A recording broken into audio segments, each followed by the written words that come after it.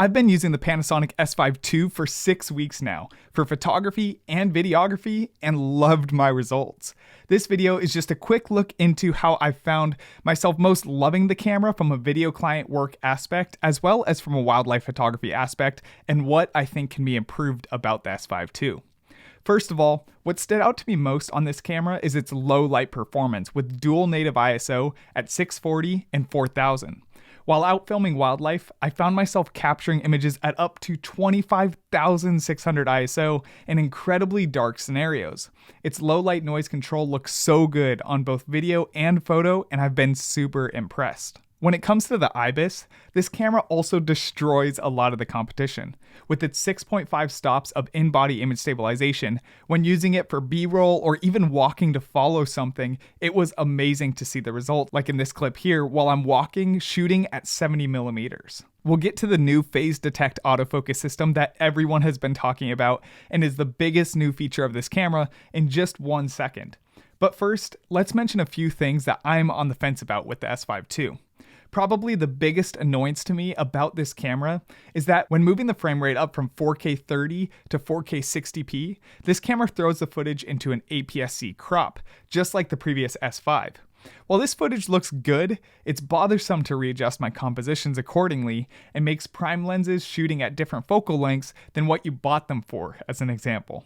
The good news is, in 4K 60p, the S5II does shoot full 10-bit 422, which gives a really great image to recover highlights and shadows from, and avoid banding in colors. Another thing that I always like about Panasonic, and this camera body definitely lives up to as well, is its overall intuitiveness and ergonomics. The button placements are always nicely positioned and don't get too cramped and aren't too difficult to push between other buttons. In other words, these buttons are accessible and functional. The camera body feels nice in the hands and I can hold it for hours without feeling like I'm cramping. And the customization and menus make a lot more sense than some notoriously other poor menu brands. Now for what gets everyone really excited about the S5II, the new autofocus. I'm happy to agree with others that Panasonic's new phase detect autofocus is what it's made out to be. It's a giant leap forward for Panasonic users, and it's pretty dang close to being the best autofocus out there. When comparing it to systems like Sony, it's competitive and honestly hard to tell a difference. But I'd argue that in some ways it loses and in some ways it wins. 2 weeks ago, I was out shooting a dance video in a moody lighting scenario, and the autofocus didn't struggle at all throughout the whole video shoot, and I was super pleased with this. Personally, from my experience, I think that the S5II shows off its capabilities a little better in video than in photo, mostly due to how the video autofocus seems to be a little, maybe smarter with sticking to subjects and not being as fazed by distractions than some other brands. Even when out doing wildlife photography, I found this to be true, with video being better than photos. Now, keeping all these things in mind, what I think is most impressive about this camera is the price that it comes in at. I couldn't believe when they announced this camera at $2,000. I mean, it's literally an upgraded S5 that was already a pretty decent deal, but at a lower price.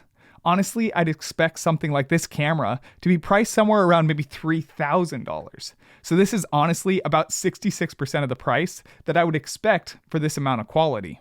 Without a doubt, I think that this camera is the best price camera currently available on the market, and I think that you can't beat it without spending maybe even over $3,500 on a camera body. The autofocus is top of the line for current capabilities in autofocus. The low light is possibly the best that I have ever seen, and the image stabilization is fantastic, and the camera just performs well and makes sense. The only thing that doesn't make sense to me about this camera is the APS-C crop on 4K 60, but I guess for the price, I'll give it a pass. If this review helped you, I'd be honored if you subscribe below, and if you're interested in purchasing the Panasonic S5II, I'd appreciate if you used my affiliate link below to support me without costing you an extra penny. I'll see you guys next time.